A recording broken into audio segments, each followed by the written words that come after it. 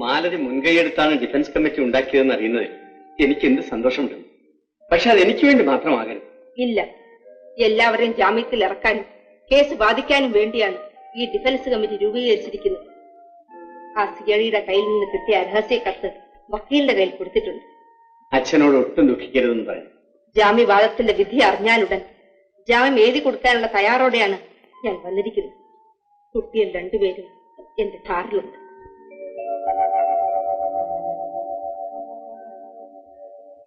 പിന്നെ നമ്മൾ വേണ്ടാന്ന് വെച്ചു എത്ര വേണമെങ്കിലും എന്നെ അടിച്ചോളൂ. എനിക്ക് ഐഡിയ കെട്ടിയതായിട്ട് വേണ്ട.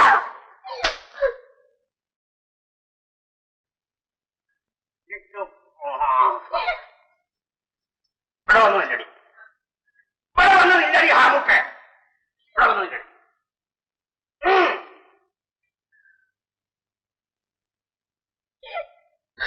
നീ നമ്മൾ പറയുന്ന പോലെ കേൾക്കുന്നോ? ഇല്ല പപ്പ, ഇല്ല. അയാൾ എന്നെ കെട്ടിയാൽ അന്ന് ഞാൻ മരിക്കും. അയാൾക്ക് 5-6 കെട്ടിയവന്മാരുണ്ട് പപ്പ. അയാൾക്ക് ഇനിയും കെട്ടാം. അദ്ദേഹം ഒരു പോലീസുകാരനാണോ? ആണോ? പിന്നെ ആരാ? അദ്ദേഹം യൂണിഫോം നീ കണ്ടിട്ടുണ്ടോ? അതാ പുള്ളിക്കാരന്റെ ഒരു സാക്ഷ്യം. എനിക്ക് കെട്ടിയവൻ വേണ്ട പപ്പ. ഇവിടെ വന്നില്ലേ, ഇവിടെ വന്നില്ലടി ഹാമുക്കെ. എന്താ വാടി നീ പറഞ്ഞത്? എന്ത് വാടി നീ പറഞ്ഞത്? പാപ്പ എന്നെ കൊന്നോ? എനിക്ക് കെട്ടിയവൻ വേണ്ട. നമ്മളിനി എന്തോ ചെയ്യും? മാമാ. ആരാണത്? നമ്മളാണ് മാമ. ആര്? കൊച്ചുകാശിമാ? കേറി വാ മോനെ. നമ്മക്ക് അങ്ങോട്ട് വരാൻ വയ്യ മാമ. നീ വിഷമിക്കണ്ട മോനെ, കേറി വാ കൊച്ചുകാശി. അടുത്ത വെള്ളിയാഴ്ച നമുക്ക് ഉயிருണ്ടെങ്കിൽ നമ്മൾ ഇവിടെ നിനക്ക് കെട്ടിച്ച്. നമ്മക്ക് അങ്ങോട്ട് വരാൻ വയ്യ മാമ. നീ കേറി വാ മോനെ, മാമനെ വിളിക്കുന്ന, കേറി വാ.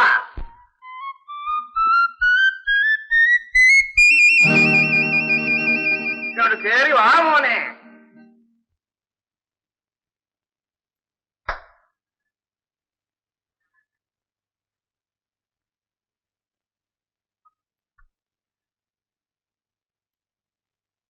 നബീസാന 3-4 മാസം കഴിഞ്ഞ് നമ്മള് കെട്ടിക്കോളാം മാമ. ഇപ്പൊ നമ്മൾ അവളെ കെട്ടിയാൽ നമ്മളെ തൊപ്പി പോകും മാമ.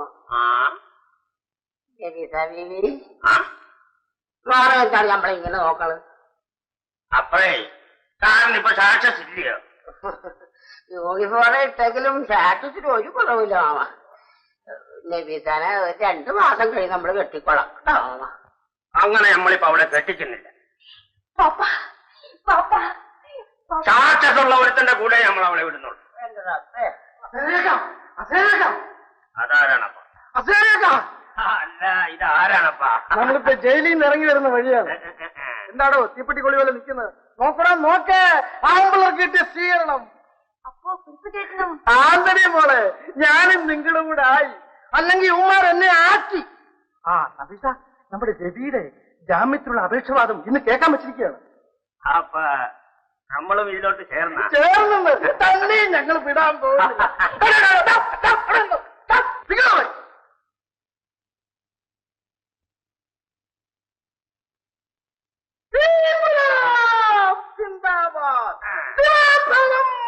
അവസാനിപ്പിക്കണം.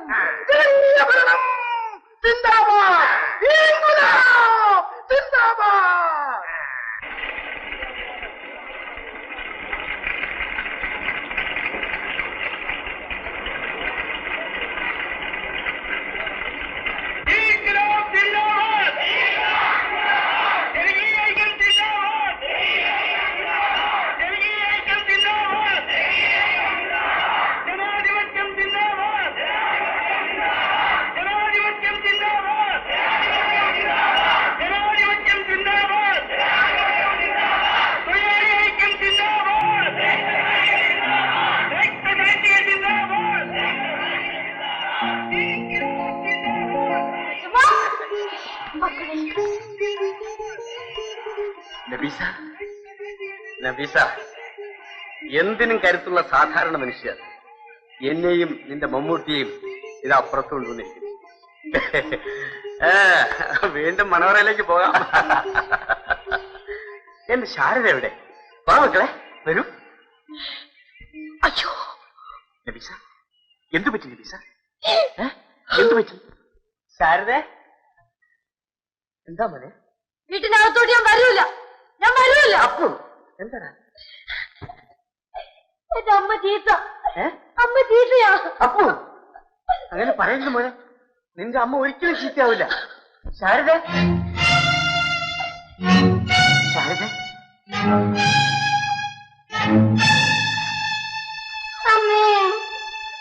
മാറി. ശാരദ, എന്തായി? നിനക്കെന്താ സുഖമില്ല? ഞാൻ കാണേണ്ടത് കണ്ടു. എന്റെ കുഞ്ഞുങ്ങളെ അവരുടെ അച്ഛന്റെ കൂടെ കണ്ടു. എനിക്ക് മാപ്പ് തരൂ, ഞാൻ പോകുന്നു.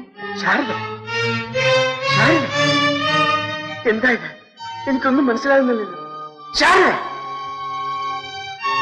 ശാരദ, എന്താണിത്? എനിക്കൊന്നും മനസ്സിലാകുന്നില്ലല്ലോ. എന്റെ മോൻ പറഞ്ഞത് ശരിയാണ്, ഞാൻ ചീത്തയാണ്. അങ്ങേക്കും അങ്ങയുടെ കുഞ്ഞുങ്ങൾക്കും ഒരു കളങ്കമാണ് ഞാൻ ചീത്തയായിപ്പോയി.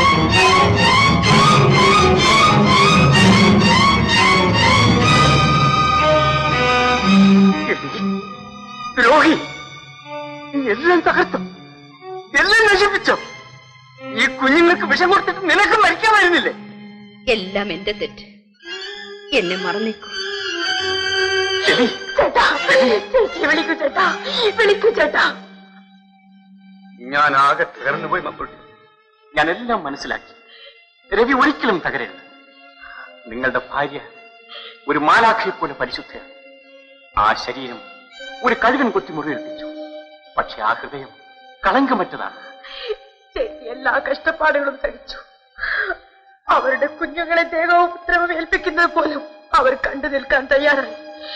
എനിക്ക് ആപത്ത് വരുമെന്ന് കണ്ടപ്പോ എന്നെയും കുഞ്ഞുങ്ങളെയും രക്ഷിക്കാൻ വേണ്ടി എന്റെ ചേച്ചി അവരുടെ ശരീരം ആ നീച്ചനടിയര വെച്ചു. അവരുടെ വലിയ മനസ്സിന്റെ മുമ്പിൽ രവി പോലും നിസ്സാരനാണ്. വിളിക്കൂ രവി. രവി, നിങ്ങളൊരു വലിയ മനുഷ്യനാണ്. ഒന്നുകൂടി വലിയവനാവും. സ്വീകരിക്കൂ. അവർ വിളിക്കൂ രവി. രവി ചേട്ടാ, എന്റെ ചേച്ചി മാലാഖയെ പോലെ പരിശുദ്ധയാണ്. വിളിക്കൂ രവി ചേട്ടാ, വിളിക്കൂ.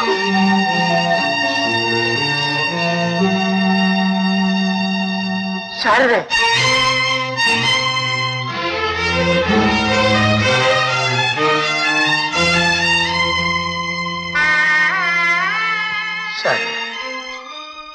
നാടിനു വേണ്ടി, സ്വാതന്ത്ര്യത്തിനു വേണ്ടി നീ നിന്റെ മാംസം പോലും ചെന്നായി കിട്ടു.